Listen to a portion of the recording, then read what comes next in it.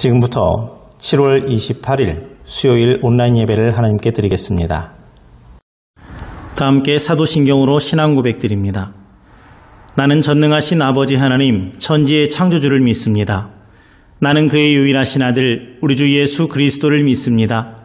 그는 성령으로 잉태되어 동정녀 마리아에게서 나시고 본디오 빌라도에게 고난을 받아 십자가에 못 박혀 죽으시고 장사된 지 사흘 만에 죽은 자 가운데서 다시 살아나셨으며 하늘에 오르시어 전능하신 아버지 하나님 우편에 앉아 계시다가 거기로부터 살아있는 자와 죽은 자를 심판하러 오십니다.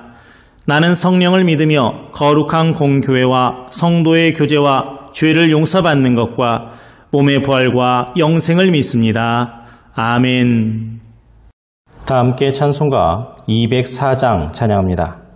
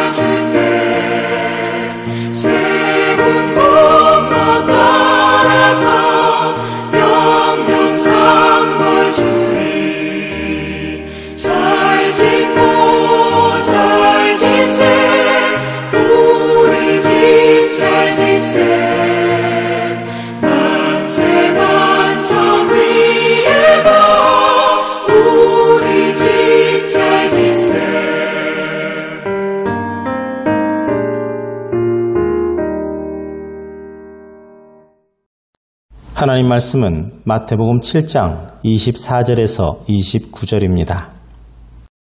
함께 봉독합니다. 그러므로 누구든지 나의 이 말을 듣고 행하는 자는 그 집을 반석 위에 지은 지혜로운 사람 같으리니 비가 내리고 창수가 나고 바람이 불어 그 집에 부딪히되 무너지지 아니하나니 이는 주추를 반석 위에 놓은 까닭이요 나의 이 말을 듣고 행하지 아니하는 자는 그 집을 모래 위에 지은 어리석은 사람 같으리니 비가 내리고 창수가 나고 바람이 불어 그 집에 부딪힘에 무너져 그 무너짐이 심하니라. 예수께서 이 말씀을 마치심에 무리들이 그의 가르치심에 놀라니 이는 그 가르치시는 것이 권위 있는 자와 같고 그들의 서기관들과 같지 아니함일러라. 아멘. 할렐루야. 오늘은 우리는 건축자라는 제목의 말씀을 나누겠습니다. 우리가 읽은 이 짧은 본문의 말씀은 앞에 있는 5장에서부터 시작된 이 산상순, 산상보훈의 마지막 말씀으로 예수님 자신의 체험이 녹아있는 말씀이라 이렇게 보면 됩니다. 우리가 알고 있듯이 예수님의 아버지 요셉은 목수였습니다. 비록 성경에는 예수님이 목수일을 했다 하는 기록은 없습니다만은 장남이신 예수님이 어렸을 때부터 이 목수였던 아버지를 따라서 목수일을 배웠다고 생각하는 것은 무리가 아닐 것입니다. 그러니 우리말로 한다면 예수님은 이 목수일로 잔뼈가 굵은 분이었어요. 요즘 같으면은 집을 지을 때도, 이 건축할 때도 각자 자기 전문 분야들이 있어서 그 일만 하면 됩니다만은 그래서 자기가 하는 전문 분야 외에 다른 부분은 잘 모를 수도 있겠습니다만은 옛날에는 건축과 관련된 모든 일은 이 목수들이 다 했을 겁니다. 이런 이유로 예수님은 아마도 집을 짓는데 무엇이 중요하고 무엇을 먼저 해야 하는지를 잘 알고 계셨을 것입니다. 말하자면 그 방면에서 예수님은 전문가였다 하는 말씀입니다. 우리가 읽은 본문에는 바로 이러한 예수님의 경험이 그대로 나타나 있을 뿐만 아니라 그 경험을 바탕으로 해서 인생의 집을 어떻게 지어야 하는지에 대해서 말씀하시고 있습니다.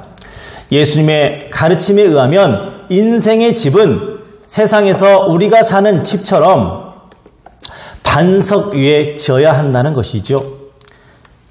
그리고 이 반석은 다름 아닌 하나님의 말씀이라고 가르쳐주고 있습니다. 어떤 건물을 지을 때 그냥 땅 파서 땅 위에 흙 위에 그냥 건물 올리지 않습니다.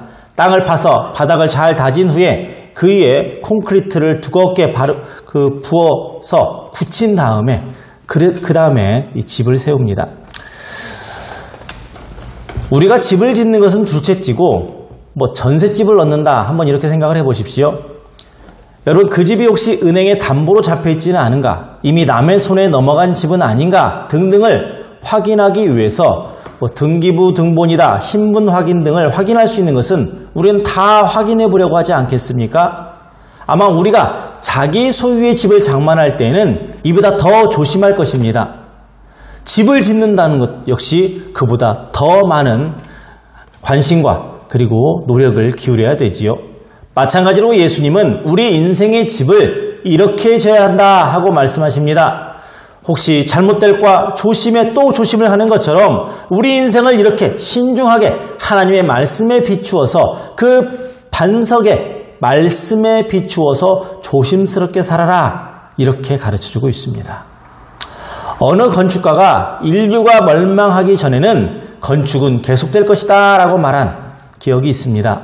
우리 인생의 집을 건축하는 일도 마찬가지라고 생각을 합니다. 우리 인류가 멸망하기 전에는 건축이 계속되는 것처럼 우리가 살아있는 동안 인생의 집을 끊임없이 건축하는 건축가와 같은 게 바로 우리 인생이에요. 그러나 여러분, 집을 짓는다고 다 같은 집일까요? 똑같은 재료를 가지고 요리했는데도 사람에 따라서 음식이 맛있기도 하고 맛이 없기도 하는 것처럼 집도 그렇습니다. 하나님께서 우리에게 동일한 건축 자재인 이 성경 말씀을 주셨지만 다 같은 인생을 살고 다 좋은 집을 짓는 게 아닙니다. 오늘 말씀 그대로 반석 위에 지은 집처럼 튼튼하게 집을 짓는 사람이 있는가 하면 어리석게도 모래 위에 집을 짓는 사람도 있습니다. 말씀을 거부하고 자기 뜻대로 살고 하고 싶은 것 다 하다가 결국은 지옥으로 갈 사람도 있다 이 말씀이에요. 오늘 성경은 이런 사람의 최후를 27절에 비가 내리고 창수가 나고 바람이 불어 그 집에 부딪힘에 무너져 그 무너짐이 심하니라 하고 표현합니다. 여러분 설교나 성경 공부를 통해서 말씀을 듣거나 대하는 것은 하나님으로부터 건축 자재를 공급받아서 집을 짓는 일과도 같습니다. 그러나 이렇게 겉모습은 집을 짓고 있는 것 같은데 실제로는 지옥으로 향하는 길을 닦고 있는 사람도 있어요. 사람이 볼 때에는 예배에 참석하고 있으니까, 말씀을 듣고 있으니까 저 사람은 별 문제가 없으려니 하고 생각될 수가 있습니다. 하지만 듣고 끝나면 그 사람에게 무슨 유익이 있습니까? 공사 현장에서 벽돌 들고 가만히 서 있는데 집이 저절로 지어지는 것을 여러분은 보신 적이 있습니까? 땀을 흘리면서 나르고 쌓아야 그 집이 지어지는 법이에요. 또 지키는 지어도 성의 없이 대충대충 벽돌을 쌓으면 그 집이 나중에 어떻게 되겠습니까? 비바람이 몰아쳐서 무너질 때 이런 집을 짓고 사는 사람은 죽습니다. 바로 이런 것을 인과응보라고 하고 지무덤을 자기가 팠다라고 하는 겁니다. 그러니 결과를 예측해서 행동해야 됩니다. 지금 당장 편하고 좋다고 해서 결과가 좋은 게 아니에요. 오히려 결과는 반대인 경우가 더 많습니다. 그래서 우리 옛말에도 고진감래라고 했어요. 여러분 진지하게 한번 생각을 해보세요. 이 한 번뿐인 이 인생을 어떻게 살아야 좋은 결과를 얻을 수가 있겠습니까? 고생이 되더라도 하나님의 말씀대로 예수님의 가르치심대로 살아야 만족할 만한 결과를 얻게 될 것입니다. 이런 자세로 살아야 바람 같은 시험, 창수 같은 심판을 견딜 수 있다는 사실을 마음속에 새기며 사시기를 바랍니다. 오늘 여러분이 선택한 이 선택의 결과가 이 세상을 사는 동안의 행복과 장차 다가올 천국에서의 영생으로 나타날 수 있게 되기를 주님의 이름으로 간절히 축원합니다. 기도합니다. 하나님 아버지, 저희들이 이 세상에서 짓는 집, 반석 위에 짓는 집처럼 지혜로운 건축자 되게 하여 주시옵소서. 하나님 말씀 위에 서가는 인생 되게 하여 주시옵소서. 주의 말씀이 아니고 주의 말씀에 어긋나는 것이라면 과감히 포기하고 허물어버릴 줄 아는 결단의 용기도 갖게 하여 주시옵소서. 예수님의 이름으로 기도합니다. 아멘. 주님께서 가르쳐 주신 기도로 예배를 마칩니다. 하늘에 계신 우리 아버지, 아버지의 이름을 거룩하게 하시며 아버지의 나라가 오게 하시며 아버지의 뜻이 하늘에서와 같이 땅에서도 이루어지게 하소서. 오늘 우리에게 일용할 양식을 주시고 우리가 우리에게 잘못한 사람을 용서하여 준 것 같이 우리 죄를 용서하여 주시고 우리를 시험에 빠지지 않게 하시고 악에서 구하소서. 나라와 권능과 영광이 영원히 아버지의 것입니다. 아멘. 기뻐하며 주님의 노래 부르